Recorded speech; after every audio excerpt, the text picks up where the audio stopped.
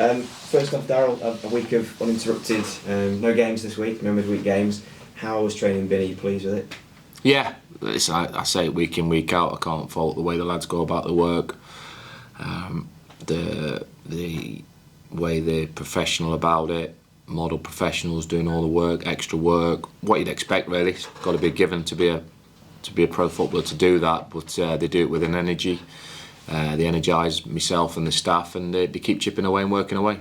You've had a run of games lately, Barnsley, Peterborough, Sheffield Wednesday. You consider these the top tier opposition in League One. Derby tomorrow. How has playing those games prepared you for the rest of League One?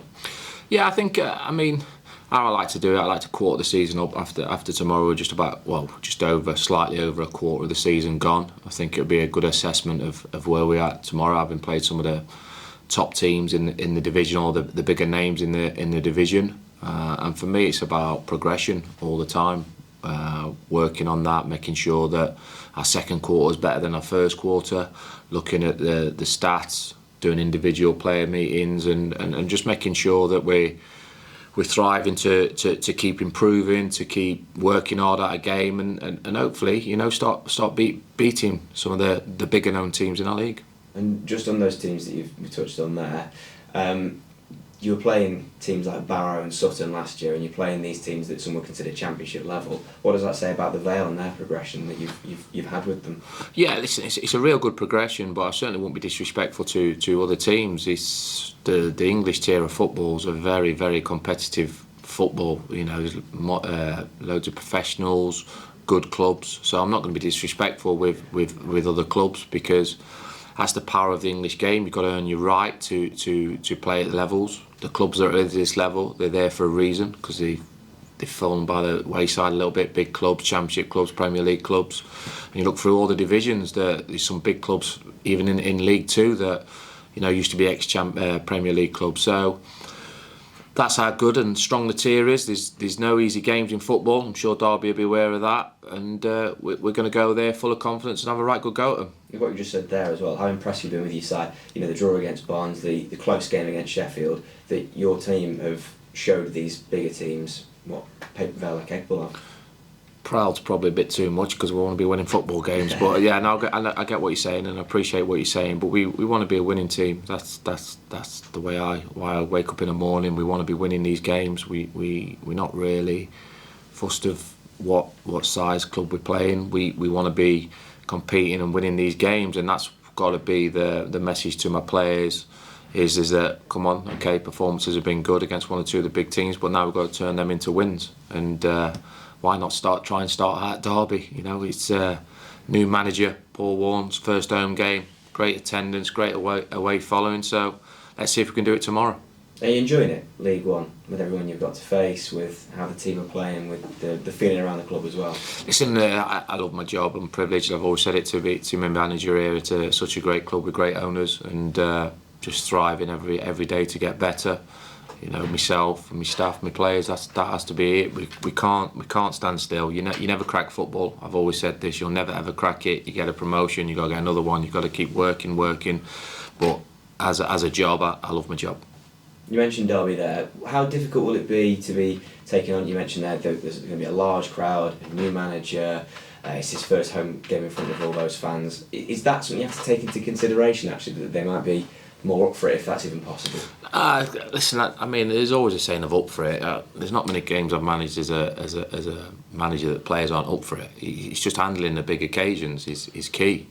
You're not telling me when you're playing in front of 30,000 my players aren't going to be up for it. But it's how you're up for it. Are you mentally strong? Can you handle the intensity of the crowd? Can you manage those moments in games where it swings one way to the other?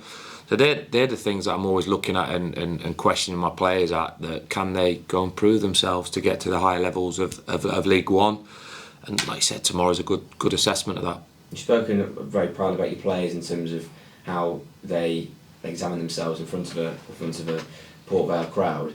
But last year I thought there was a lot of talk about the cohesion of the squad, and you've had lots of new faces in, and it seems to still be the case. So how does that work? How do you ensure that still happens? Over games, over time, Unfortunately, that's the way it is. Playing together more minutes, training together. The spirit's very good, very strong, just as strong as it was last year, which is a great sign. So I've got some great leaders in that change rooms that lead by example. Nathan Smith, David Worrell, Tom Collin, Tom Pett, real good changing rooms that leads itself. They expect high standards of the lads that are in there, and the cohesion when you've got newish group. You just got to keep working away, and that's why we do a lot of work, try and do a lot of work on the training pitch, but obviously it doesn't beat those real genuine match minutes. All those Vale fans going tomorrow, and you mentioned at the end of the Sheffield game just how happy you were with the fans and their responses and your understanding of how they understand you and the team as well. How much does it mean to you to have that support? Oh, it's amazing. The lads are very, very appreciative. We know how much our fans pay their hard-earned money to come and support us, come and follow us, buy our shirts.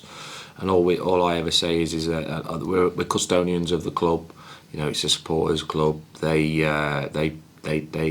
It's their club. Managers go, players go, but it's my job and my players' job to make sure that when we're representing the shirt and representing the football club, we do it in a real professional manner, and hopefully they can enjoy the football. Perfect, thank you. Darrell, obviously, as you say, you crossed swords with Paul before. He took this job, obviously, having gained promotion in Rotherham and not being disrespectful to Rotherham. Derby County is a bigger club, so he probably felt he got to take that. Do you see Paul changing direction in the way Derby have been playing? He's already tweaked it. He's changed his formation. Paul will put his own stamp on things. That's what managers do. They go in. He's had 3 promotions at this level, so he certainly knows how to get out the level. Got a good backroom team, but with that comes a big pressure. Derby County can't be in League One. that's the pressure. The job as a manager of Derby County, Paul will handle that no problem. So he'll just be putting his stamp on it. You've often said to me, it's all about what you do, but there will be a new management bounce, won't there, in many, many ways?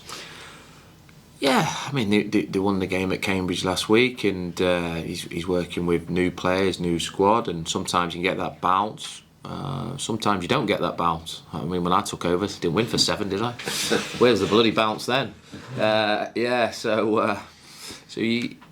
For me, I'm not too concerned of Derby and what Paul does. You know, even though he's a great guy, I'm concerned about how we go about ourselves. To be honest with you, we're very respectful. They've got some very good players, but it's how my players perform. That's key for me, and to be handling the bigger occasions. I thought we did that against Sheffield Wednesday. I think we did that, at Barnsley as well, and we got to be able to do that on a regular basis, because the games they're all tough. And you come off the back of the Sheffield Wednesday game with a lot of momentum, despite the result, didn't you? Really, and you take that into this game on Saturday, don't you? Yeah, you do, but there's still massive disappointment. We hate losing. As a club, so the momentum from losing a game, probably not. But confidence from the performance, yes, should be. But we want to win. Take an ugly win. We're here to win football matches. My players know that, and the great thing about me is the thing about it is the disappointment in the change rooms after. We got beat by Sheffield Wednesday, but we were very disappointed that we didn't get anything, or at least win. Try and win the game. So that's a good sign that the players are expecting high standards of themselves. Squad-wise, that'll finally for me. Any major problems apart from the one we already know about? Which one's that one? Yeah, no. Funzo will miss out, but the rest of the lads have been training this week.